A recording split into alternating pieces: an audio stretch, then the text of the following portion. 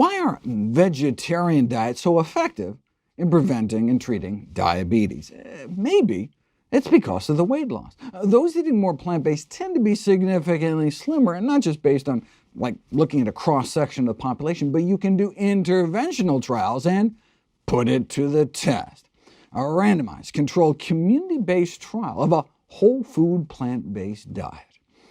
The key difference between plant-based nutrition and other approaches to weight loss is that participants were formed to eat the whole food plant-based diet ad libitum, meaning eat as much as you want. No calorie counting, no portion control, just eat.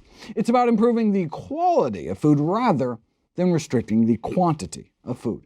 And then, in this study, they had people just focus on diet rather than increasing exercise, just because they wanted to isolate out the effects of eating healthier. So, what happened? No restrictions on portions. Eat all the healthy foods you want. Here's where they started out. On average, obese at nearly 210 pounds. The average height was about 5'5". 3 months in, they were down about 18 pounds. 6 months in, more like 26 pounds down.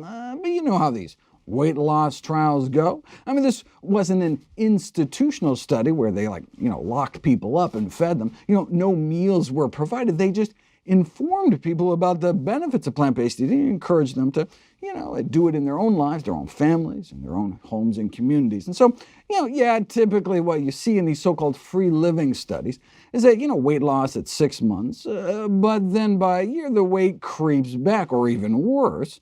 But in this study, they're able to maintain that weight loss all year.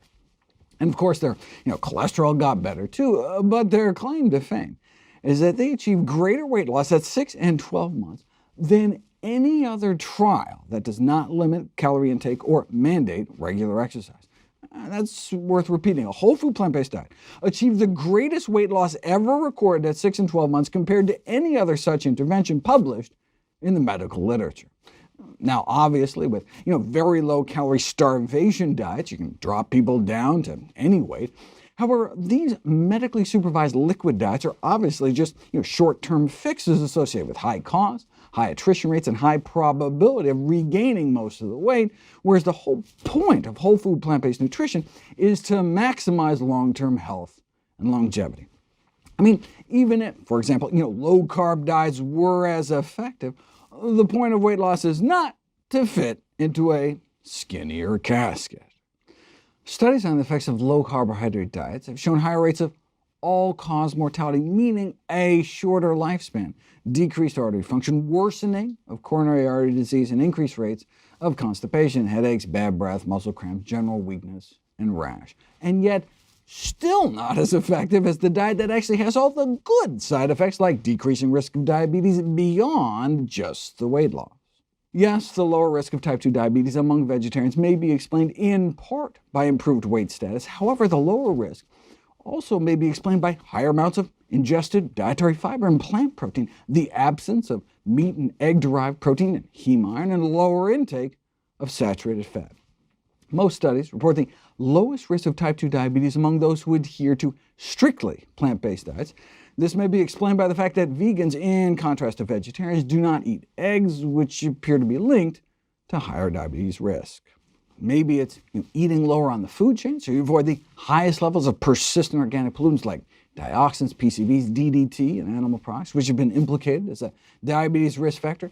Maybe it has to do with the gut microbiome. With all that fiber, no surprise that there'd be less disease-causing bugs and more protective gut flora, which can lead to less inflammation throughout the body. That may be the key feature linking the healthier gut with beneficial health effects, including the metabolic dysfunction you can see in type 2 diabetes. And it's that multiplicity of benefits that can help with compliance and family buy-in, whereas a household that includes people who do not have diabetes may be unlikely to enthusiastically follow a quote-unquote diabetic diet. A healthy diet is not disease-specific, and it can improve other chronic conditions too. So while the diabetic patient will likely see improvement in their blood sugar control, a spouse suffering from constipation or high blood pressure may also see improvements, as may overweight children, if you make healthy eating a family affair.